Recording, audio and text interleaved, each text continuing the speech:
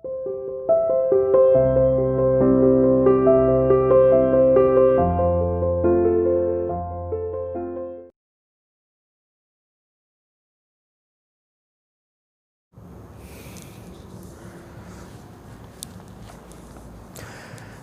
Morning students, how are you? You are welcome to CR international online classes.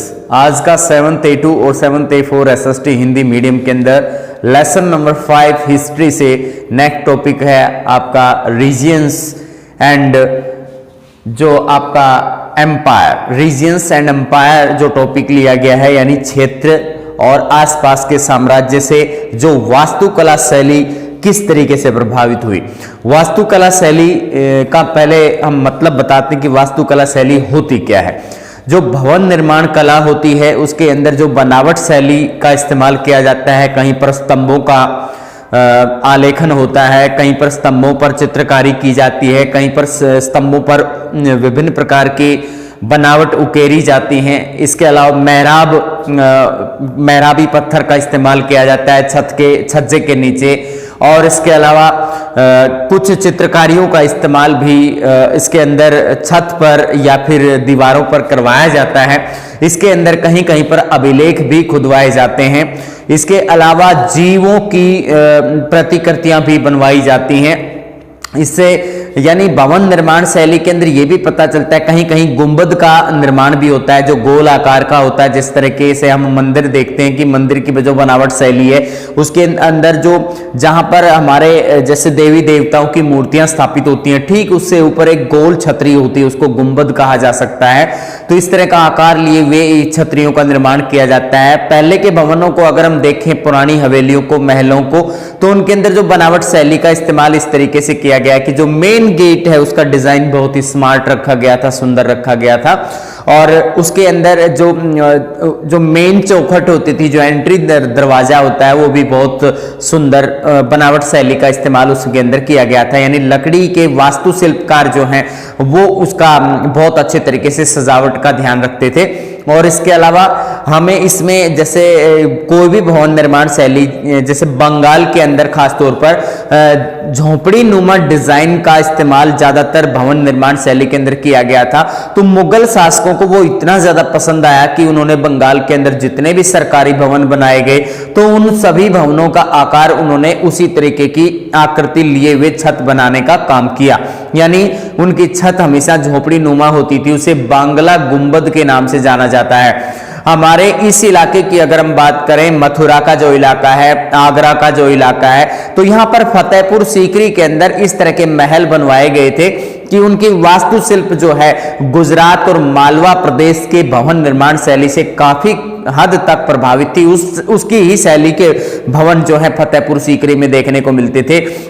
Fatehpur Sikri के बने हुए जो विभिन्न प्रकार के भवन निर्माण शैली का असर आसपास के सभी क्षेत्रों पर सामने आ रहा था, और उनको देखा देखी बहुत से लोगों ने उसी शैली के अंदर मकान बनवाने शुरू कर दिए थे। इस प्रकार ये आपका टॉपिक जो है शुरू होता है।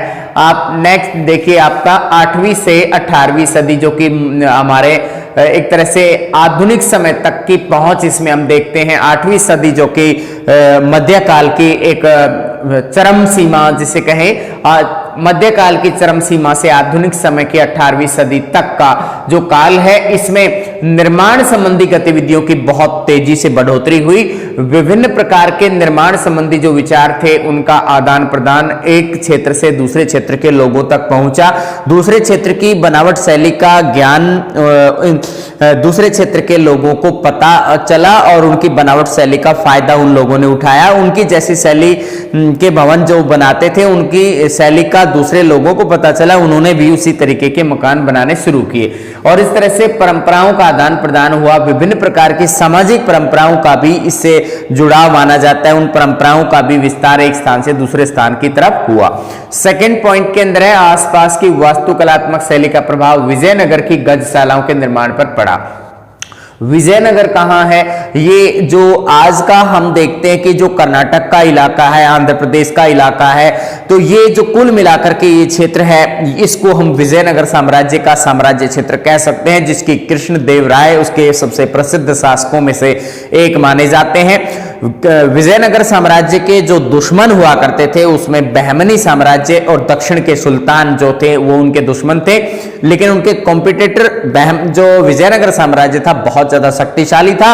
और यहां पर इसकी एक विशेषता थी विजयनगर साम्राज्य की कि इसकी भवन निर्माण शैली बाकी अन्य किसी भी साम्राज्य के लिए एक आदर्श स्थापित होती थी। यहां पर जैसे विट्ठल मंदिर का निर्माण किया गया था, यहां गजशालाओं का निर्माण किया गया था, जैसे यहां पर बहुत से देवी देवताओं के मंदिरों की स्थापना की गई थी। चंपा देवी का मंदिर भी यहां पर बनवाया गया जिसको हम्पी के नाम से जाना जाता था इस स्थान को, जो कि इसकी राजधानी हम कह सकते हैं विजयनगर साम्राज्य का जो मेन केंद्र बिंदु था।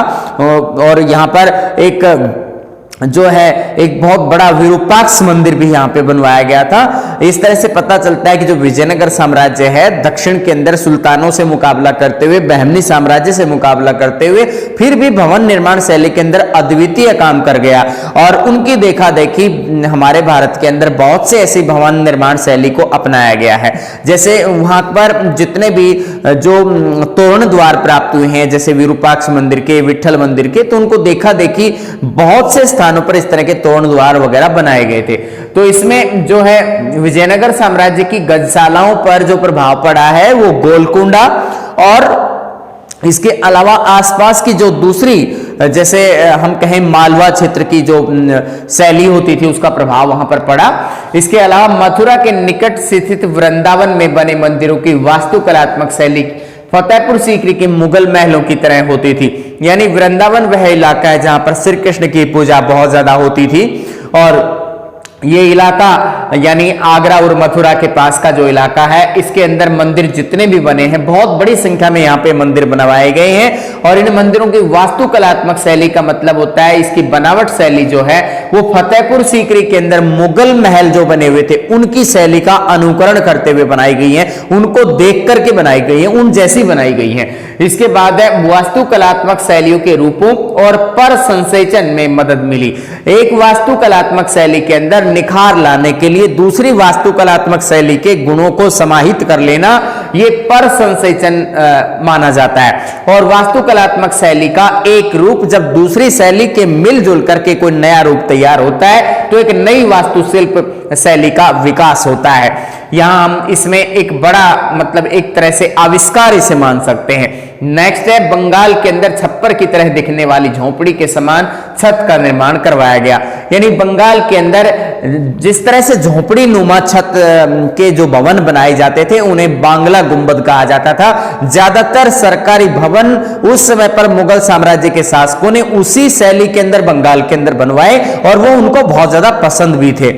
स्थानीय लोग भी इसी शैली के मकान बनाना पसंद करते थे।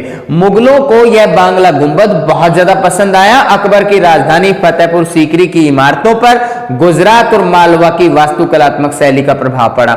यानी मुगलों को बांग्ला गुंबद पसंद आया, इसी वजह से उन्होंने वहां पर हर तरह की सरकारी इमारतों पर बांग्ला गुंबद की तरह की छत यानी झोपड़ी नुमा छत का निर्माण वहां पर करवाया। स्थानीय जमींदारों ने और कुलीन वर्ग के अभिजात वर्ग के लोगों ने भी ठीक इसी तरह के मकान बनवाए।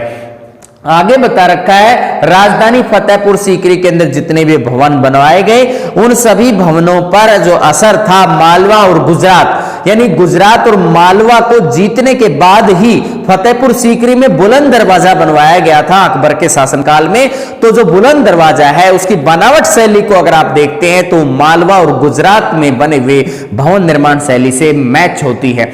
नेक्स्ट है फतेहपुर सीकरी का जोधाबाई महल। इसमें अलंकृत स्तंभ और टेक बनाए गए हैं जो गुजरात क्षेत्र की वास्तुकलात्मक परंपराओं से ही प्रभावित हैं। एक और उदाहरण हमारे सामने आता है फतेहपुर सीकरी का जो कि अकबर की रानी जोधाबाई जो कि राजस्थान से बिलोंग करती थी, एक राजपूत राजकुमारी थी और उनके लिए एक महल का निर्माण करवाया गया। तो उस महल के अंदर जितने भी स्तंभ बने हुए थे वो सभी अलंकृत स्तंभ थे यानी उन पे कोई सजावट का काम किया गया था तब उन स्तंभों को लगवाया गया था।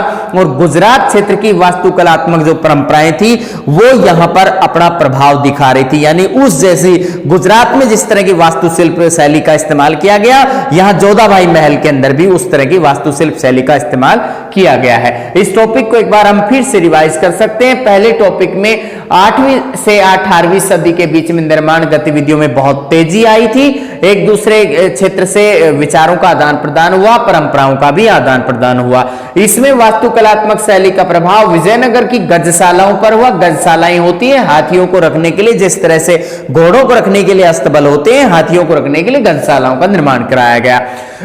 मथुरा के निकट वृंदावन के अंदर मंदिरों की जो वास्तुकलात्मक शैली थी वो फतेहपुर सीकरी के मुगल महलों जैसी थी। वास्तुकलात्मक शैलियों के रूप और उनके आपस में घालमेल से उनका पर संसेचन तैयार हुआ, यानी एक नया वास्तुशिल्प का विकास हुआ। बंगाल में छप्पर की तरह दिखने वाली झोपड़ी के समान छत डालने की एक परंपरा थी जो कि मुगलों को बहुत पसंद आई और मुगलों ने बांग्ला गुंबद को बहुत ज्यादा पसंद किया। अकबर की राजधानी फतेहपुर सीकरी के अंदर गुजरात और मालवा के अंदर जिस तरह के भवन निर्माण किए जाते थे ठीक उसी तरह की वास्तुशिल्प शैली का इस्तेमाल यहां पर फतेहपुर सीकरी में भी करवाया गया। इसका एक उदाहरण मिलता है फतेहपुर सीकरी के जोधाबाई महल से, जिसमें अलंकृत स्तंभ यानी अलंकृत खंभों का इसमें इस्तेमाल किया गया था, जो गुजरात क्षेत्र की वास्तुशिल्प शैली की एक पहचान थी। इस प्रकार ये जो आपका टॉपिक है रीजियंस एंड एम्पायर, ये आपका नेक्स्ट टॉपिक आपको पढ़ा दिया गया है। इसमें आपका जो लेसन नंबर 5 जो कि हिस्ट्री से है और लेसन नंबर 6 ज्योग्राफी से है, यहां पर 2 लेसन आपके सिलेबस में हैं जो कि 19 को आपका टेस्ट है ही SST हिंदी मीडियम। तो उसके लिए आपको 20 क्वेश्चंस आपके मल्टीपल चॉइस क्वेश्चंस आएंगे और आप उसको तैयार करके रखें। धन्यवाद।